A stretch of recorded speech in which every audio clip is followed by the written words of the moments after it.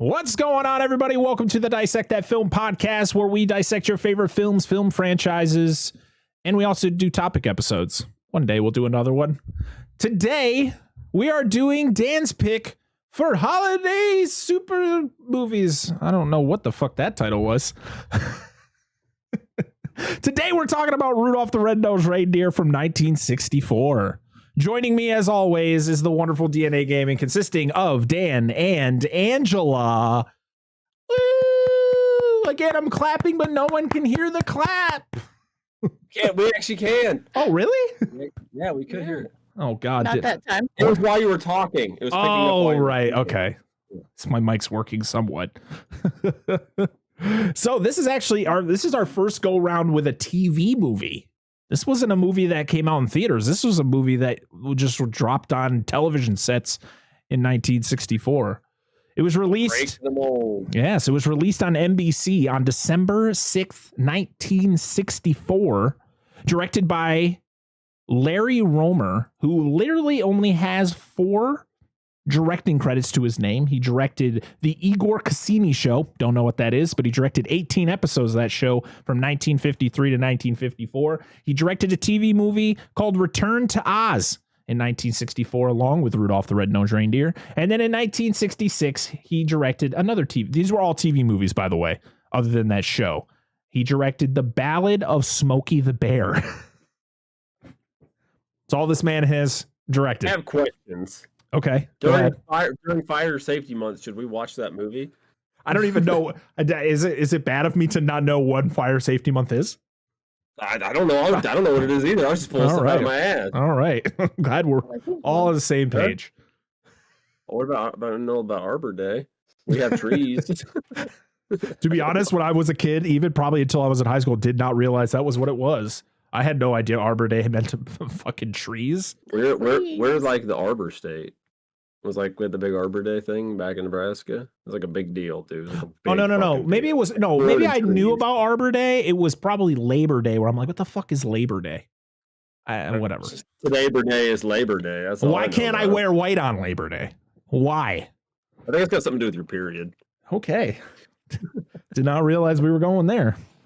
Okay. So yeah. So that is literally that is all that man has directed. This was distributed by Rankin Bass, which Rankin Bass throughout the 50s and 60s was just releasing Christmas stop motion movies for everybody. The Day Without a Santa Claus, Santa Claus is Coming to Town, The Little Drummer Boy, Rudolph, of course. There's probably others that I can't think of right now. Can you guys think of others that I did not name? You said The Year Without a Santa Claus? Yes. Did you say Santa Claus is Coming to Town? Yes. Did you do Rudolph Shiny New Year? Oh, I didn't even know about that one, but okay. Did you want to do Jack Frost? Oh, right. They did a Jack Frost one. That's right. Wasn't there one called The Life and Times of Santa Claus as well? I don't know. Dude, Don't listen, man. I love these shows. Except for Little Drummer Boy. I do not like that movie. I can agree. I do like the song though.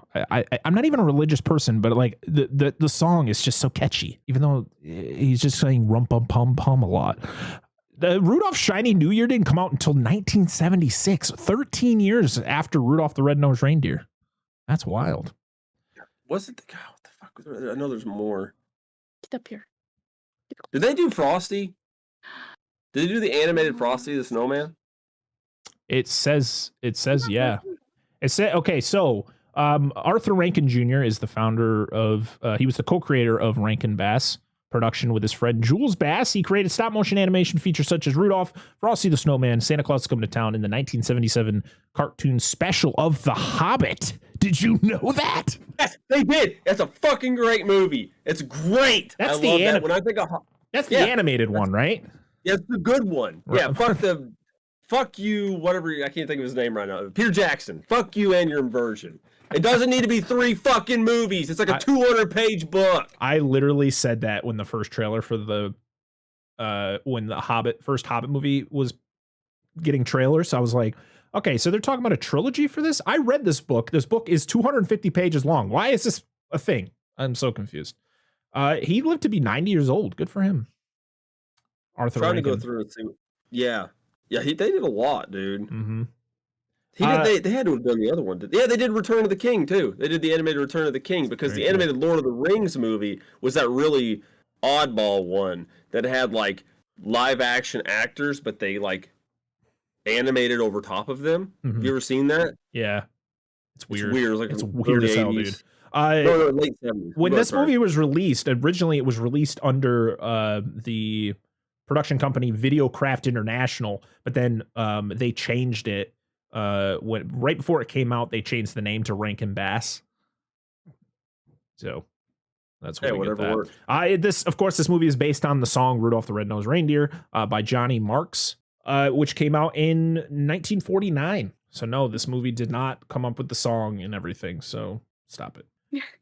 They did do like a remake of this movie. It wasn't a remake, but it was like they took the original movie and they just did the stop motion again, but with like newer looking puppets and stuff, which I thought was cool looking. The only thing I was disappointed with when I watched the behind the scenes of it, they chose different actors to do the voices. I'm like, why didn't you just take the voices from the original and just put it in? Because the way I love how Rudolph sounds. I love how Hermie sounds.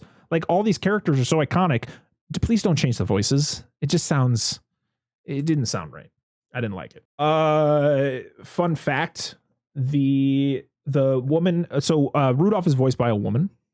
Her name was Billy Mae Richards. She and the voice of Hermie, Paul Soles, actually were in the same nursing home together up until Billy's death in 2011. And he's still there today. He's still alive. The guy who plays Hermie. I had to do my research. Go ahead, finish. Sorry, the guy who voiced Hermie, Paul Soles, he died in May of this year at the age of 90. He wanted to be a dentist. He did. Anyway. I love his voice. Because we've got brought up and I have to do this. Rankin Bass, a couple notable things as far as my interest. I just want to be sure I was correct, not spouting out my bum.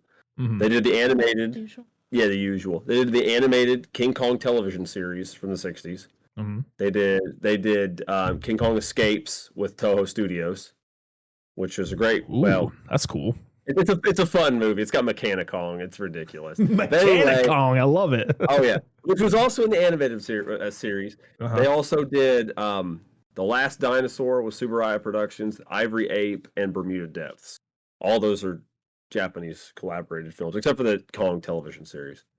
And it was The Life and Adventures of Santa Claus. It was from like 82 or 87 or something. I don't know. Good stuff. So a really cool thing that I read about when it came to the puppets is that the copies of both the Santa and Rudolph puppets were found in storage in an attic of a woman that used to work for Rankin Bass. They were in very poor condition. Santa was missing his eyebrows and half his mustache, and his legs were broken. Poor Santa. And Rudolph's iconic nose was missing. Claws. Yeah, he was a dick in this movie, all right? Oh, everybody was. Rudolph hired a fucking mobster to fucking whack his legs. Oh, that's a different Rudolph movie. And Rudolph's iconic nose was missing and replaced with red wax. But that was that later film Reindeer Games. Yes. They survived though. They literally were dumped in this attic not much after the movie was made. So from let's say 64, 65 all the way up to I believe it was like mid 2000s. A long time. They were restored by a company that literally takes old movie memorabilia and just restores them to their original looking, image. And they go on trade shows. They go to trade shows and conventions all the time. Oh, I would love that. 100%. Dude, listen, that happens a lot because you got to think at the time they make these. This is just another production. This isn't like nobody knows what this is going to be like. Like there's shots of, again, catering my interest, actual like the suits they use for in Godzilla. Uh-huh. Like there's shots of these just thrown in the back of the studio, just rotting in the back lots. Because nobody thinks of these things when they're making the movie. They're like, fuck, it's over. Thank God. Especially like the guys that had to be in those Godzilla suits. Like they're like, fuck, I'm just glad I'm out of this. Yeah, right. There's no preservation. It's just like, okay, another day's done. See, I think nowadays, you hear a lot of actors, like if they go on, talk shows or whatever, and they talk, people ask them like, did you keep anything from the set? And a lot of people will, say they took like pretty iconic pieces of their character, because, it's important, for movie history, but also like the value of it is astronomical. I think I watched a thing, it was recently, Tom Holland was on a show called Hot Ones. Have you ever seen that? Yes. So he was on the latest episode of that, and he was talking about how Robert Downey Jr. gave him his first ever Iron Man helmet signed by him. And then he gave it to his brother, and it's like one of like, he's like, this is literally like the first, like, this is what started the MCU, and I have it in my house. But like, that's history. That's something that's going to be in a museum someday. Oh, absolutely. Where back in like, in the silver and golden age of cinema, that shit, no one cared. No one gave a shit. Exactly. It's just like, whatever. Yeah. So. Just making movies, baby. I'm glad. We're worried about legacy. I mean, literally, I've watched a documentary of like an hour-long documentary just on trying to find the original ruby slippers from Wizard of Oz, because there was like 4 of them, and like one was stolen, one was like in a flood. I was like, this is crazy. I love it. I love that shit. It's so much fun. One was a person was wearing them after they got crushed by a house. Yep. Unfortunately, those didn't get crushed though. Just the woman. Yeah, just the rest of it. Yeah. Of course. Another crazy fact about this movie that when I was looking through, like I stated before in another episode of this show, I take IMDb with a grain of salt, but some of the facts I've actually looked on other sources to find out that they're true. The Roman numeric copyright year on the title screen is 1164, but it should be 1964. So when this movie first came out, it immediately became public domain. Like it was immediately people were going to try to like steal stuff from this and actually like do their own thing with it. Yeah. And they quickly had to do like lawyers and stuff had to get involved to make sure that it was changed to the proper year. So it got its. Yeah, I heard about that. It was just like, oh boy, that guy's fired. One little slip up. Right. Oh man. It's so funny. And like I stated before, Rudolph's actress Billy Mae Richards and Paul Soles, who played Hermie, lived in the same Ontario retirement community until the years before Richards' death, which is pretty cool. Do you know this was distributed by General Electric? Yeah, because they had advertisements. They had advertisements that used Hank, the tall elf. What? Yeah, he has the glasses. Yeah, he's got the glasses. He's got the glasses. He was never given a name until way later. But that's what he was called. Wait, what was his name? Hank. Oh. It was the one elf that's really tall. And the one elf who has 2 different voices. No, that's well, maybe it is because I know the I think it's one. Main elf does. The main elf does because he's all grumpy to everybody else, but when he's in front of Santa, his voice changes. His voice changes drastically. Like I'm like, why is this so different? It's so high pitched. Yep. Oh, and the town that I live in currently was literally like created by General Electric. Like it just literally my town is littered with old General Electric factories and stuff. Just GE. GE. Oh, literally GE pretty much made this town the town I live in. GE City. It was GE in my town, and then the next town over it was the company that makes the paper for money, which is who I work for. Crazy. But yeah. I mean, there's a lot of interesting factoids. Burl Ives, who I guess was a big actor back in the 30s and 40s, was the voice of Sam the Snowman, who sings a lot of the songs. Well, I know that Cornelius was actually the guy who played Yukon Cornelius was supposed to narrate the original version of it, and they replaced him with Burl Ives. There's allegedly recordings of Cornelius's actor doing all the songs and everything, which I love his actor, by the way. He just like I'll talk about him when we get to the movie. It's so good. So the Santa and Rudolph were sold at an auction in 2020 for $368,000. Sign me up. The puppets. Isn't that great? I'd pay it. The only 2 Misfit toys that have names are Charlie and Dolly. Well, okay. Nobody wants a in the box named Charlie. Nobody wants a Charlie in the box. I love What's wrong with the doll? I love his voice. I thought the same thing watching it. No, I don't think that was sad. I just calm down. It's just a joke. There's nothing wrong with that. No, anyway. I don't know. They don't ever state why she's there. There was a few toys where I'm like, there's really nothing wrong with this toy. Like, well, they do say in the movie it's not just quote unquote defective toys. It's also unloved toys. So it may have been like a Jessie Toy Story 2 kind of situation where the kid doesn't give a shit about it anymore. Yeah. Razor. Wasn't pretty enough. Yeah, exactly. Oh man. So I always question it, and I probably always answer it myself. But so Donner doesn't fly with Santa because he gets hurt, right? At the end of the movie, is that why? Like at the end when Rudolph flies away, Donner's down there like wait, aren't you part of Santa's reindeer? Like I'm so confused. I would assume so. I assume maybe they just didn't have like the 9th harness. So like, you're out, Donner. You're old news. Hit the bricks. Yeah. I think. A kid now. Yeah, I think it's funny because I think in have you ever seen Robbie the reindeer? Oh, we talked about this last week. I think Donner. So of course in this movie Donner is Rudolph's dad. I think in Robbie the reindeer. So Robbie is Rudolph's son, and Donner is the one I think who is like the bully to Robbie. And I'm like, I'm so confused right now. It's a weird movie, but you should see it. Okay. I'll have to look it up. I remember I was actually listening to our The Nightmare Before Christmas podcast today, and I was like, I gotta look that up, but I was at work and I forgot. So Yukon Cornelius's actor is named Larry Mann. Yep, and I believe they're all Canadian actors as well. Yeah. I believe all of them are. They were all from Ontario, pretty much. So A then, eh? Mm-hmm. He was in The Sting. He was in the Heat of the Night, some classic 60s films. Oh, really? Mm-hmm. Yeah. All right. Well, I'm ready to roll. We got nothing else. Let's talk about this plot. I mean, we all know the plot. If you've not seen Rudolph the Red-Nosed Reindeer, this movie's been out for 56 years, 57 years. Yeah. You need to figure yourself out. All right. Even if you don't celebrate Christmas, just watch Rudolph. It's a great film. Yep. So this movie's older than my mom. I'm sorry about your mom. I just realized. Sorry about my mom. What happened to her? I just realized you cut your hair.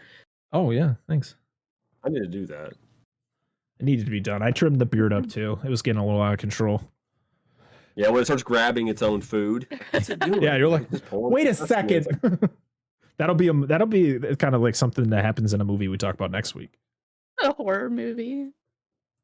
Be some kind of horror movie. It would be like the beard sentient. It's called Peach Fuzz. Oh man, you got a good idea on your hands. We should bring sci-fi lie right up. Absolutely. Let's write a really mediocre screenplay and send it into sci-fi. Or Asylum. They'll send us a check for like $10,000 a piece. I'll be okay with that. I'd be down with that. Yeah, we might get 100 subscribers. Yeah, we're almost there. We're at 89 as of this recording. Damn right. Woo! All right, this film opens up with some newspaper reports about a massive snowstorm. And I know how that is because I've dealt with a lot of them myself. We get the iconic Rankin Bass like stamp on the tree. Yes. As it goes by. But I do love the narration overall, like the newspapers flying across the screen. I thought that's a pretty cool opening to foresee the end of this movie. We get a musical medley over the opening credits. Mm-hmm. All the songs in the movie just like medley together. Yeah, very nice. We meet Sam the Snowman. He's the narrator, voiced by Burl Ives. He's telling us about the Clauses. And that's when we meet Mr. and Mrs. Claus. Skinny Santa. It's the first castle on the left. In fact, it's the only castle on the left. Mm-hmm. I might quote this movie a lot. I'm sorry. No, that's okay. That's okay. We had Angela doing that last week, so it's fine. But I had to listen to him quoting the movie while we were watching it. Oh, I was singing along to this movie, so it's fine. Oh, me too. I mean, I was singing too, but he was like... She's just hateful about it. She kept throwing bread at me. It was weird. I'm just kidding. Oh man! So we meet Skinny Santa, and he's just—I don't like Skinny Santa. Like he's an asshole. He's a dick. He's a dick because he's hungry. Seriously, I think he's a douchebag because he's hungry. He's angry. He would have been perfect for the Snickers commercials. Yes. Yes. They did those? Yeah. Instead of it turning into somebody else, he just turns fat, and then there's like, all right, perfect. We need our fat Santa. Underneath the Snickers is be fat and happy. Yeah, exactly. He's trying to be healthy, I guess. Was that his whole thing? He was trying to be healthy. Is that why he was skinny? I don't know. He was just too busy to eat. I think that was the problem. Yes, that's right. He was very stressed out. How do you forget to eat? I don't know. Especially when you're Santa Claus. I like sandwiches. Listen, I just watched. I listen. Not to sidetrack, but I just watched the Christmas Chronicles 2 on Netflix. Which is, who would have thought in their wildest dreams that they would go, you know what, we need Kurt Russell to be Santa.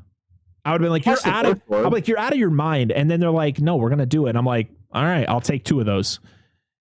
Well, so in this, then I can't spoil it because you probably haven't seen the second one.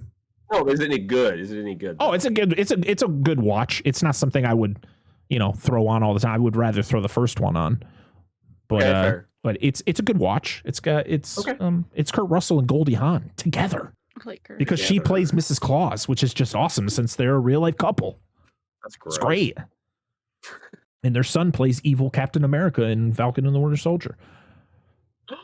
That's right, he does. That's their son, yeah. He plays U.S. agent. Yep. Anyway, go ahead. All right, back to Rudolph. We get some awesome instrumental versions of a few of the songs all blended together, like Dan said. We go to the Donner. Say the Donner Party. No, the Donner family. Donner Party 3. Yeah, the Donner family, consisting of Mrs. Donner because she doesn't have a name, and Donner. Is that what his name is? Donner, since he's Mr. Donner. They don't have last names. I guess they don't. And Rudolph. And of course they're like, yay, we have a kid. And then his nose goes and like, fuck this kid. Well, Mark Donner is like, fuck this kid. What do you mean he'll grow out of it? His beak blinks like a blinking beacon. God, listen, you know the song, you know how Rudolph is treated, but damn, everyone is just awful to him.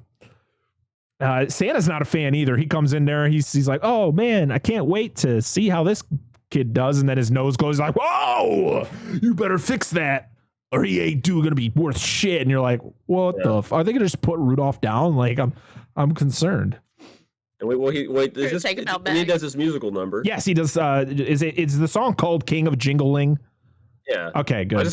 I love that song. King of Bitches and Balloons. I don't know why. It's always whatever. Oh God. I need You'll my hear voice. That every time now.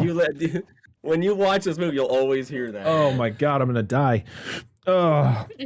Don't kill him. Remember, guys, it's Christmas season. Yeah. Festive. Santa sings his song. Donner's a dick. Santa's a dick. And we talk, everybody's a dick in this movie. Except for like a handful. Our main characters. The girl that Clarice. Yes, because I literally wanted like a deer to like poke its head through the trees and just go, hello, Clarice. That's what I kept doing. Oh, I can't wait to talk about those movies in the future. It's gonna be great.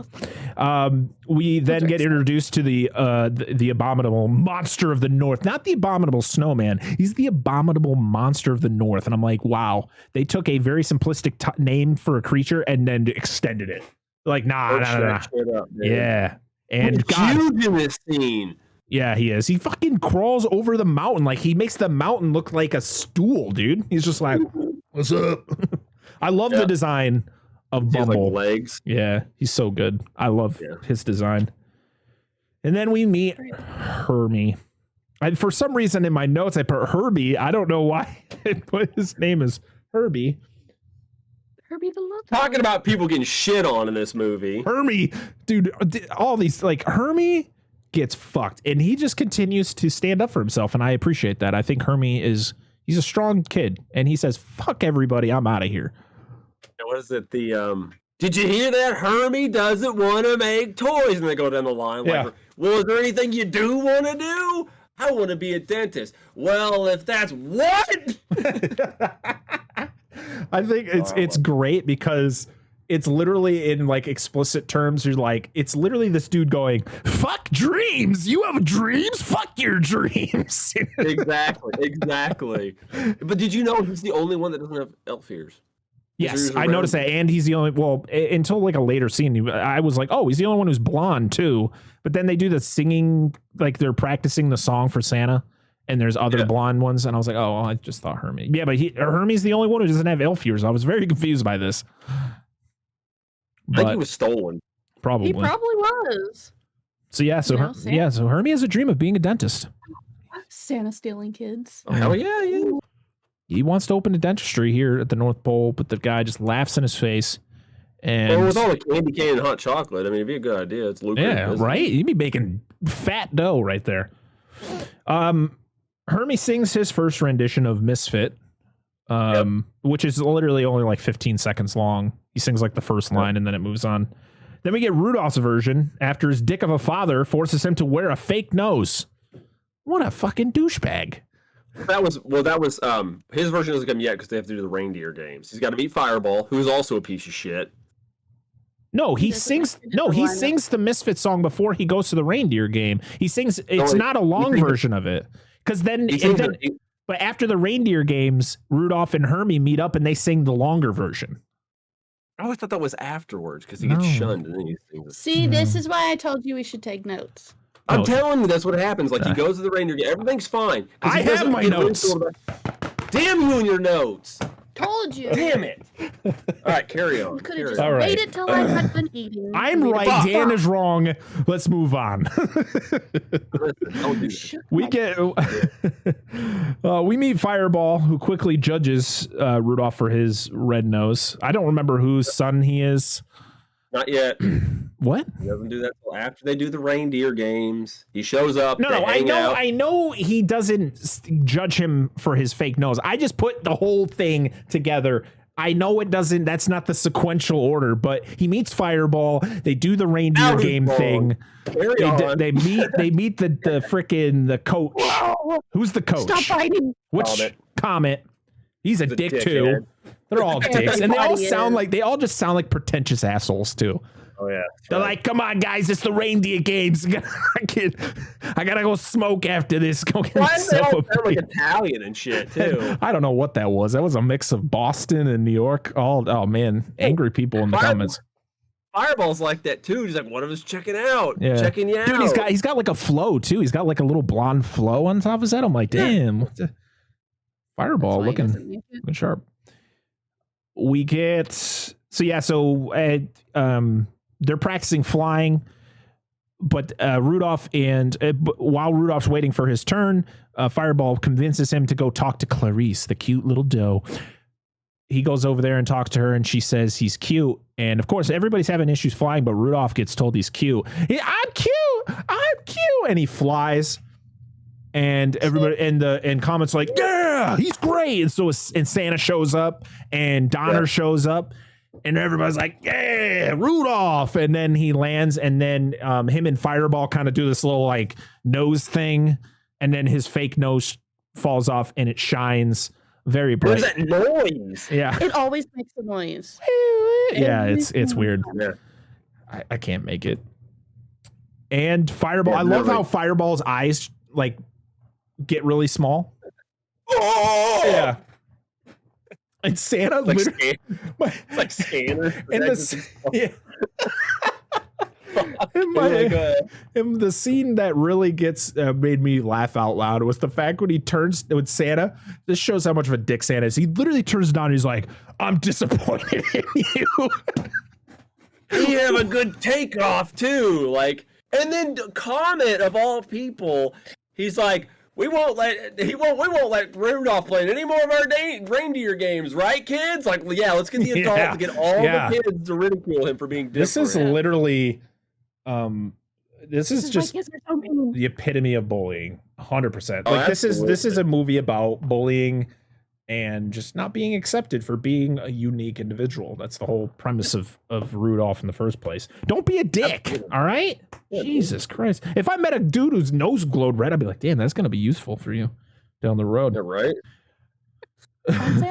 But do you notice though? Somebody stop a motorcycle. Like if you fall, he's walking down the road. Like somebody stop a motorcycle on the sidewalk. Their nose just starts illuminating. Anyway, go ahead. Also, when Santa says that to Donner, do you notice that his antlers move? Like he can fold his antlers down, or maybe it was just the way his head would like tilt forward, but it looked like his antlers folded. I was like, I don't think antlers do that. No. They don't go floppy. No, they don't. But maybe that's just the way that his head bows. I don't fucking know. I'm picking on wife. I'm being nitpicky on a movie that's older than almost both my parents. We then get the scene where the Santa elves are practicing their song for Santa. What was the name of the song? Elves. I think it's just Santa's Elves. Oh, okay. I don't know. I just think that's what it's called. I don't know if if I can sing any of these songs, because I might get copyright strike. We are Santa's elves. And that's all I got. And Santa is not a fan of this, and I think it's just because he's really hungry. He really wants to eat. Mrs. Claus is all about it. Oh, she loves it. She's a big fan, and she's telling him to eat. What are you doing? I'm too busy. No, shove some food in your mouth. You can eat and work at the same time. I do it all the time. Yeah, you're listening to these guys sing, just like scarf down a hot dog. Or something. What are you fucking doing, man? And why? And then this was where I questioned the head elf's voice change. Like, why did it go from like this really gravelly voice to, "Hey, everybody," and you're like, what is going on here? Is this the same guy? One is Miss Eclipse is one of my favorite scenes. It's just funny to me. I know nobody else thinks it's funny, but it's at the end of this scene where obviously Santa doesn't give a shit. He's like, "Oh, it needs work," and Mrs. Claus like, "It's fine." And then like, what was he says something, one of the elves, it's like, "The tenor section was weak." Well, Herbie didn't show up, and it cuts immediately to the toy factory. "Hey, why weren't you at elf practice?" Yep.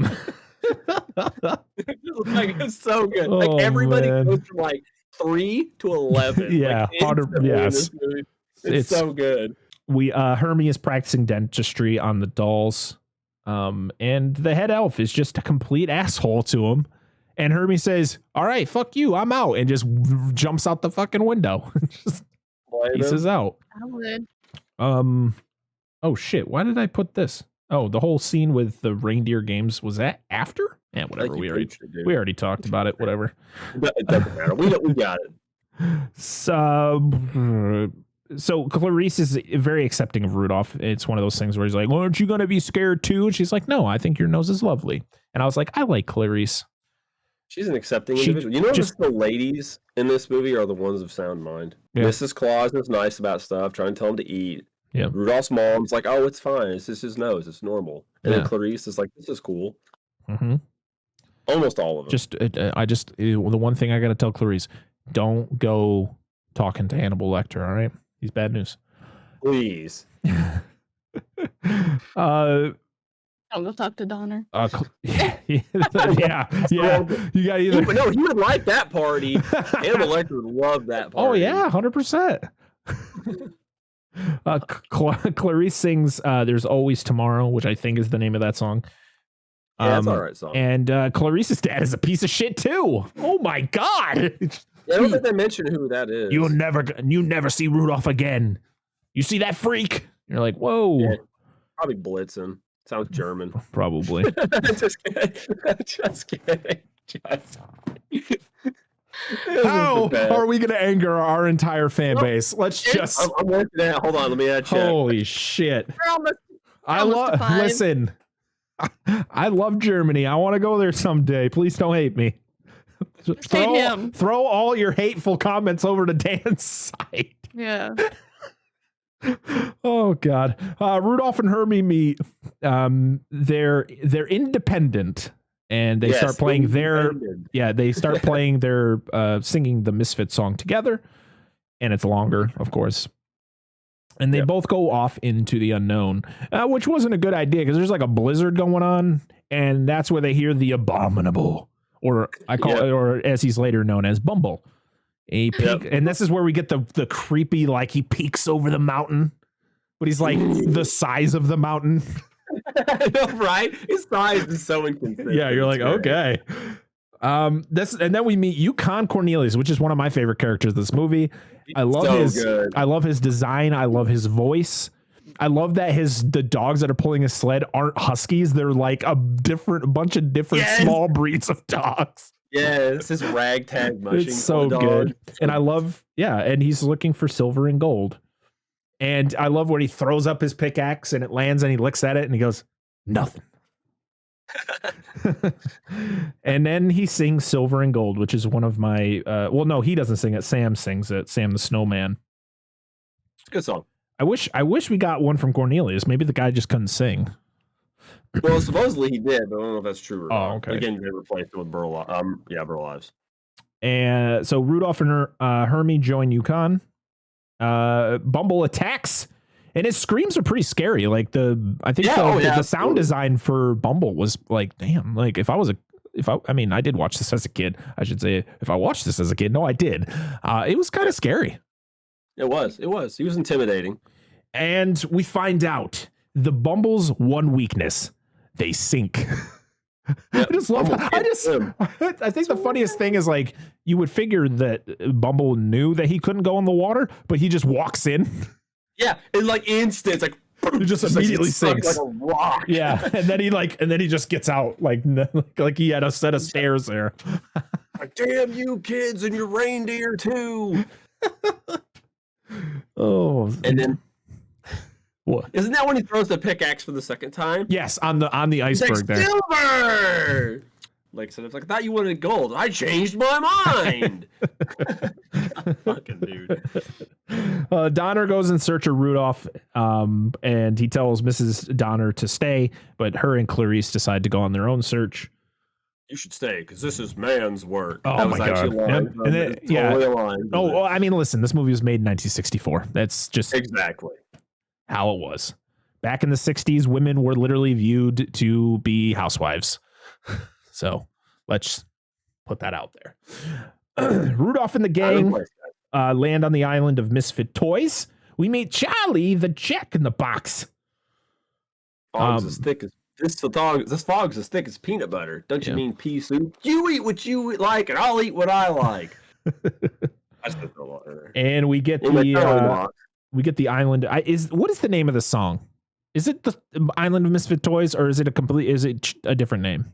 I think it is actually just the Island of Misfit Toys. That's what I always thought it was. So we get to meet all the Misfit Toys. We have the train with the square wheels on the caboose. We got the cowboy riding an ostrich, which, to be honest, is a cool ass toy. No, hell yeah, because it's not a typical thing to see. But I guess that's pretty dope. We got the elephant with polka dots. I was like, what? No, girls and such would love that, dude. I'm so confused. Isn't that what a heffalump looked like in the Winnie the Pooh shorts from that? I think the dumbest one, like just straight up, was I'm a water pistol that squirts jelly. Like that's really, you could just watch that out. Like you don't really need to change. It's a continuous. It's like an unlimited supply of jelly. It's like a curse on this thing. It's like it never stops shooting jelly. Like on the bottom's like a satanic seal, like printed into the. It just never stops. No, it wouldn't be a satanic. It would just be a Welch's seal on the bottom. And it doesn't even shoot out. It just kind of goes. There's no. A lot of people have performance issues in this movie. You have reindeer that can't fly. Yeah. This pistol that's kind of. We get the bird that can't fly but he can swim. Yeah. Yeah. Well, the bird could get off the island then. He could just right. What is he doing there? And then this island is run by a flying lion. I'm like, okay, which has the most metal name ever, King Moonraiser. Yeah. Like, yes, clearly Satan, or like some kind of like manticore. Oh my god! You think people are going to be angry that we are just torching this movie as we are? I love this movie. I want to. This is a lovingly poking at. It's a fantastic movie. This is a great movie. This is why we're going over it. That's why Dan picked it. Hell yeah. They meet the king of the island of which to be honest, I've never paid attention to when they say his name. So was it King Moonraiser? It's literally his name. Because Charlie says it's King Moonracer. Because he's got his, his little... He had a stroke or something. He tells Rudolph to tell Santa about the toys. And they're like, give them, and the bear, the elephant with the polka dots, then becomes his like servant. He's got like the hat on. He's like, bring them to their chambers, and they get the smallest. Like, we're in a fucking castle. You gave me a room the size of my desk. Like, these dudes are all like, all right, guys, time to go to sleep. I mean, admittedly, it's a dollhouse. They're on the island. Oh, okay. I kind of get it, but like, I assume it's a dollhouse. But Rudolph leaves alone because he's afraid because of his nose attracting Bumble. He didn't want to put his friends in danger, so he leaves by himself, and he gets sacrifice. Yeah, and then time passes by, and Rudolph gets older. Drops. Yeah, his sack drops, and his voice gets a little bit deeper, and he grows some antlers. And he goes back. Listen, who fucking cares? Okay. I know, it's so good. He goes back home to see his parents and Clarice, but then he runs into Santa and Santa tells him that they went off to go find him, and then Santa becomes nice to him. I'm like, fuck you, Santa. You were a dick. You were one of the reasons why I left. The North Pole gets hit by a massive storm just 2 days before Christmas. Are you fucking kidding me? That Santa, this dude who literally lives in one of the coldest places on Earth, can't figure out a way to get through a blizzard? I know. I agree. I was so confused. Dude, he's literally talking about canceling Christmas. What the fuck are you doing, Santa? You're a piece of shit. Santa sucks. You know why Santa sucks? Is because he's not voiced by damn it, I just blanked his name. He does like almost every other Santa after this. Oh, I can't remember. And like he does like all the Rankin Bass Santas almost. Oh, I know who you're talking about. Mickey Rooney. Mickey Rooney. Yep, Mickey Rooney. And I just had it in my head too. Yeah. Rudolph goes to the cave, Bumble's cave, and sees he sees his parents and Clarice. And Clarice is like in Bumble's, like he's about to eat her. I was like, oh shit. And so Rudolph tries his best to fight him. He gets knocked out. Don't you mean incapacitated? Oh, right. Yep. I just love how his eyes like all that. I just love how his eyes like twirl around. Oh yeah. Excuse me. Shit. Hermie and Yukon find the cave, and they come up with a plan to save them. They literally lure Bumble out of the cave. They drop. I love how Yukon's on the top there, and he hits him with like a piece of ice, and then he hits him with a fucking rock. Just knocks Bumble the fuck out. And then this is probably Bumble is a scary beast, but the fact that they pull out all of his teeth, right? This is a carnivore, man. This dude lives on meat. He needs those teeth. It's like going out into the jungle. Okay, lions don't live in the jungle, but if you went to the Sahara and you fucking ripped out lion's teeth and just went, I mean, he's scary. He could have ate me. Now he can't. Yeah, well, now he's going to starve and he's going to die. Good job. He can still kill you. I mean, the Bumble could have just crushed him. That's true.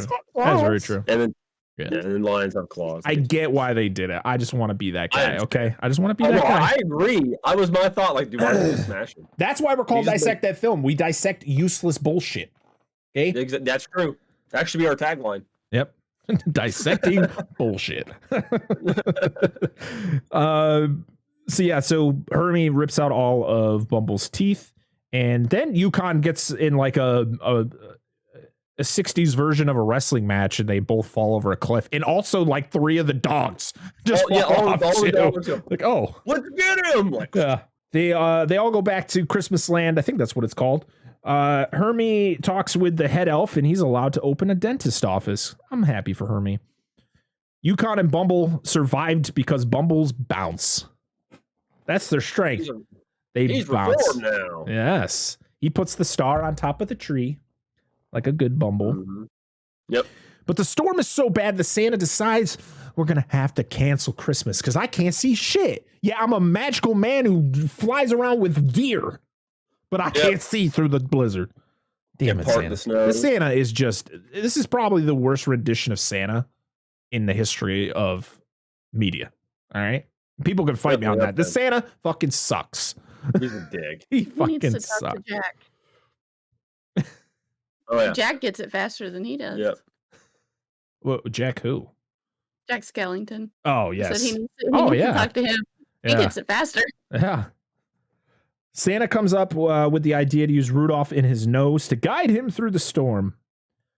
And then we get that's just because he's useful. Now that he's useful, he doesn't hate him anymore. Right, Before he doesn't. Literally, it's a bad thing to do, okay? Don't just, be friends with somebody because they're going to be useful for you, You get something out of it. Yeah. Fuck you. It's a bad lesson. Exactly. Rudolph. They sing Holly Jolly Christmas. Everybody works together to get ready. The elf, I love like when Rudolph's getting hooked up to the sleigh. They got the elf with the sunglasses on. Yes. Because his nose is glowing, which I thought was a great touch. Oh, absolutely. Santa's fat again, so I guess he's not a dick anymore. And they blast. Suddenly. Yeah. And they blast off to the island of misfit toys. And I love where these poor fucking toys. This king is a dictator. He has to be. These toys are having to build a fire in the middle of the island to keep warm. And they're like, Santa's not coming for us this year. You're like, this is so sad. That son of a bitch, Rudolph, lied to us. Yeah. And then they see a slight glimmer in the sky. And who is it? It's Santa, and Rudolph's with him. Yay! Apparently, allegedly, in the first runs of this show, this scene was not in it. Allegedly, like all Island of Misfit Toys and stuff, like that stuff happens early on. And he's like, "Have Santa come and get us," and like and Santa mentions the line "First stop Island of Misfit Toys," but that scene where they actually go and pick him up wasn't originally in it. They added it for later viewings. It'd been great if Rudolph just said, "Nope, sorry, you didn't want me when I was little." No. Now that I'm useful, fuck these guys that aren't. Let's just go take care of the kids. Right. They firebomb the island. Oh man. So I love it where Yukon is happy. He flips up his pickaxe one last time, and that's where he discovers a peppermint mine.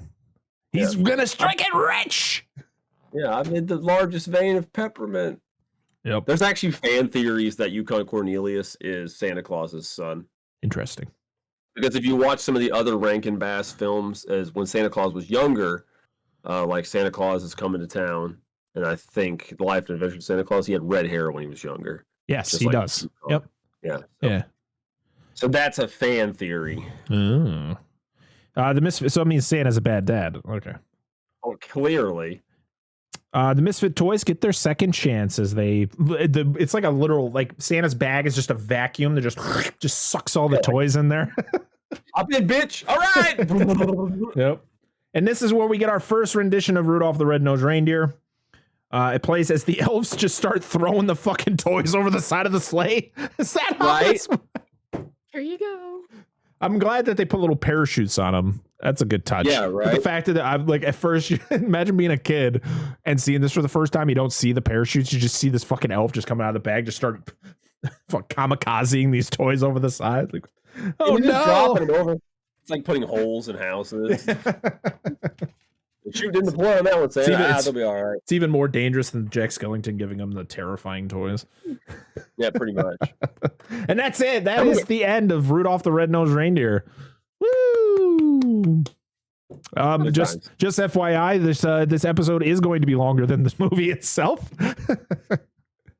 But this might actually be the shortest episode we've ever done. So, huzzah! Huzzah! What do you think? I mean, I still like it. That's a fantastic movie. I've watched this movie every year. Yeah, I've watched this movie every year, maybe multiple times a year since I was probably, like a baby. Like I guarantee my mom had it on TV when I was a baby, and so for the last 30 years, I've seen this movie a lot. And it's still great every year. It's always great to like. It's great that this movie is almost 60 years old, and you can show it to a kid nowadays, and they'll enjoy it. Where a lot where there's other movies made, not even that long ago that kids will look at me like, what the fuck is this? But that's just how timeless these films are. They're just so well made. I love the stop motion. I think it's brilliant for the time. I mean, 1964 doing stuff like that is just so, it was new. It was unheard of. Right. And so I applaud Rankin and Bass for creating all those amazing holiday films. I wish they did Halloween once. I really do. I think they would have been terrifying. They did. Did they?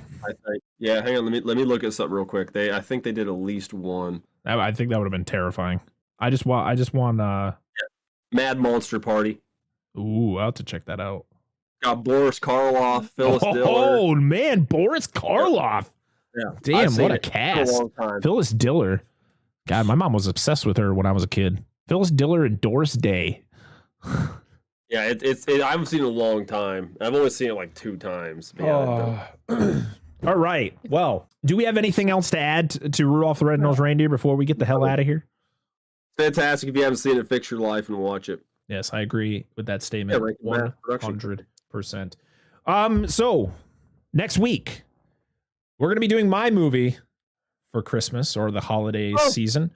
The 1984 classic Gremlins. Yes, Gremlins is considered a Christmas movie.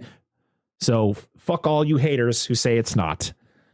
And for Tim the Tatman, who probably doesn't want to listen to this show, watch Gremlins, you idiot. Right? Oh my God.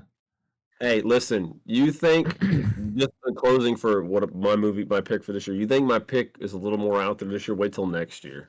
Action 3 for a little. I'm signed up for next year. Because nobody that watches this has seen that. Nope, probably not. We're digging through the trenches, dude. We're gonna have a good one. I'm excited. So yeah, next week is Gremlins. But before that will be our episode 7 review of Dexter New Blood, which has been a great time to do. So yeah, we got Gremlins, and then this week is Spider-Man No Way Home comes out on Thursday night, meaning we're going to be doing a show on it, but we're going to wait like a couple weeks before we do an episode on it. We'll do you want to do it like right away? We'll do it next week. I'm down for whatever, man. Let's do it. All right. We are going to go see it Saturday. I'm probably going to go see it Saturday too. So, hey, maybe you'll get it. Maybe we'll be doing a, what the hell? I don't even know what I call the show. What the hell did I call it? Kick Flips. Something like that. I don't know. It's Fresh Cuts, isn't it? Fresh Cuts. That's right. Thank you for knowing our shows. Yes, we're going to be doing a fresh cut of Spider-Man No Way Home. So look forward to that. Gremlins next week. And then next week when we do our Gremlins episode, we'll announce what movie we're going to be doing after, which I'm very excited to watch again because it's just so good. It's a very underrated Christmas film by a man who I respect a lot, since we have reviewed one of his movies on this show before. We have. Yeah. Like we stated before, we're going to be working at some point soon. I mean, it's the holiday season, so we're all busy, extra busy. But we're going to be talking it over about shows we're going to be doing on Patreon at the start of the year. I'm not giving a date on when our Patreon is going to go live because, to be honest, I say the beginning of the year, but that does not mean January. It could be February, it could be March. It's whenever we can all get together and figure this shit out, because yes, there's going to be more shows, meaning we need to figure out best times to record all these shows. Since we all have, children and jobs and stuff like that. I'm going to be back to work in the beginning of January, so it's going to be even more of a bitch to record more shows. So yay. Beginning of the year is before June. Exactly. So it's going to be live at some point 2022. And I actually have some ideas in my head that I'm going to throw to my co-hosts off stream. So I'm very excited for that. And make sure to come Dissect That Film a follow on Twitch as I stream our edits of the podcast on Wednesdays and Thursdays, or Wednesdays if I get it all done in one day. Yeah. Other than that, make sure to go follow DNA Gaming. Their tag is right above their heads today, but it's also going to be down in the description. That's their Twitter handle. Their Twitch handle is different, but that'll be down in the description. I'm at Parker Dissects on everything. And yeah, I think that's it. This is my least favorite part of the show because I never know what the fuck to say. 10. We got another one? Yeah. Yay! 10 more subs. As of this recording, we're at 90 subs on YouTube. Come on, people, we can do it. Before Christmas, we can do it. It'll be a great Christmas gift for Dissect That Film. Oh man, I'm so excited. Also, we're going to be working on merch. I'm just going to throw that out there now. We're going to be working on some basic merch. I'd like to at least get a goddamn t-shirt or something out there for people to buy. A lot of stuff. We're going to post it on. I'm going to post some updates on Twitter and stuff like that. All right, everybody. Thank you. Jurassic Park 3. Yes. 6.6 thousand views. Are you fucking kidding me? Always going to bring it up. Always. Oh, God, so good. All right, everybody. Until next week, I am Brett Parker. That is DNA Gaming. This is Dissect That Film, and this has been the Dissect That Film podcast, and we'll see you all next week. Bye. Deuces.